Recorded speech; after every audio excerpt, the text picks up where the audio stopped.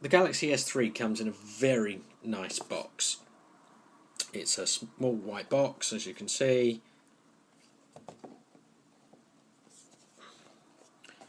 and it just opens up to reveal the contents. In this case, I've taken the contents out. The contents are actually, obviously, the phone, as we've already discussed,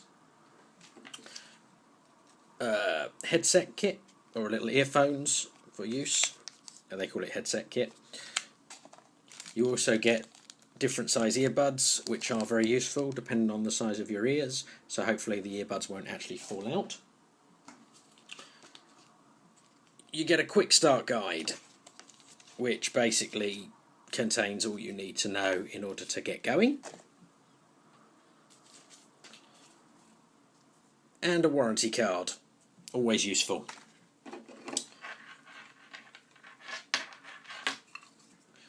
You also get a Samsung power plug and also cable. Now what happens here is you take the cable and you just plug it into that, like so. This will get plugged into your wall socket, and then you just take the other end connector, making sure you put it the right way up, and you just plug it in like that. Obviously you can actually plug that into your computer and charge that way, or you can obviously do it from the wall, that's no problem. You also use the same cable to connect to your computer, so you can upload files, copy things, back up, do updates via the web, all sorts of things like that. All very simple, all very easy, and basically everything you need is in the box. Let's take a look at the inside of the device now, or rather what we can actually see. So as you can see, this is the back of the device. So if we actually take the back off, and obviously do it carefully because it's just a thin piece of plastic and the last thing you actually want to do is break it, you'll actually see inside. So we have the battery, which can easily be removed, and it's fairly standard Samsung thin battery. Obviously here you've got the information about the phone, you've got your SIM card slot here, and you've also got a micro SD slot here for use. Obviously pop the SIM card in our case we've already done that, and then you just pop the battery back, obviously the right way around, and then you can just pop the back on, and it literally just clicks back on. So as you can see, it's not quite on, so you just click it back on, and there we go, and that's the battery back on.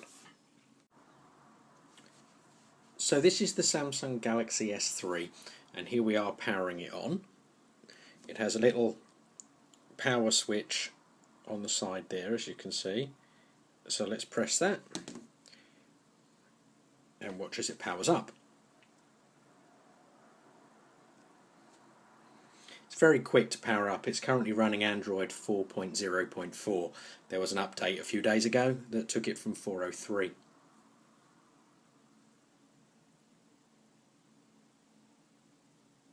And as you can see, that's it. It's now powered up. If we bring it closer, you can see that it's actually up, it's working, and all we need to actually do is log in. So let's log in, and here you can see it's telling me that it's connected to my wireless network, and as you can see, here is the screen and here is the front page.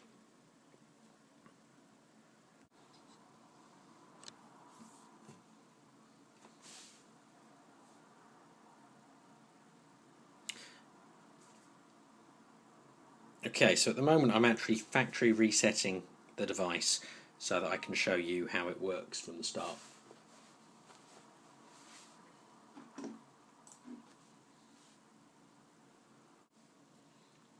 Okay, so now let's set it up for the first time. So we power it on, and as you can see it asks us to select our language. So in this case we're going to go with English United Kingdom. So we press the start button. And it asks us if we want to do automatic date and time, or if we want to set the date and time. And obviously in this case I want to do it automatically, so let's say next. And it asks us if we'd like to set up a Samsung account. And basically you want to do this if you want to find your device, you want to back up your personal data and use various Samsung facilities. Now you can create a new account if you've never had one before, or you don't already have one, or you can sign in if you do already have one. Now in this case I think we're just going to skip that so we can set it up. So if we press skip,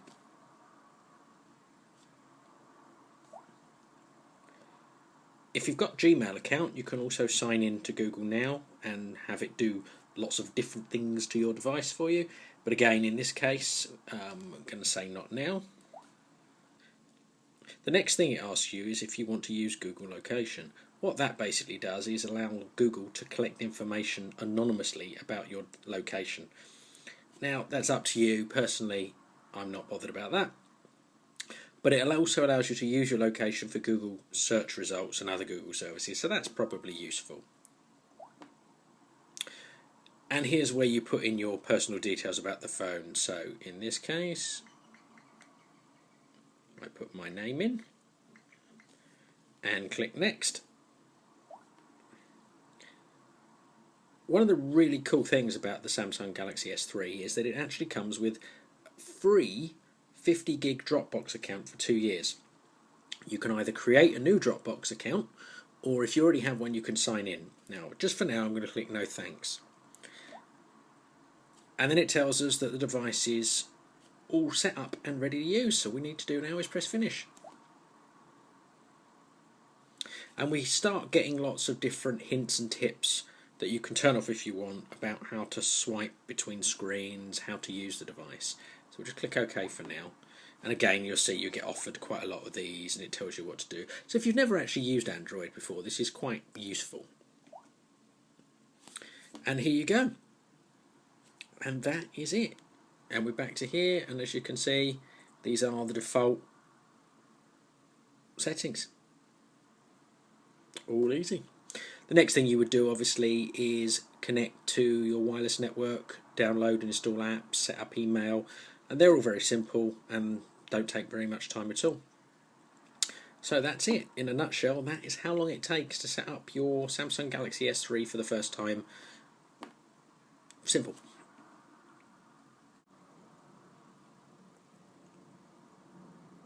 So as you can see, whenever you turn it on to begin with, it will give you another helpful hint.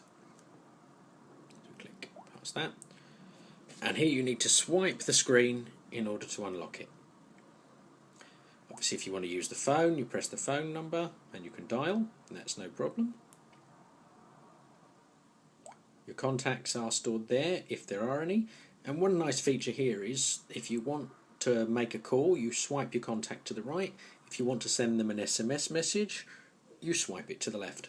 Very useful. And obviously there's me.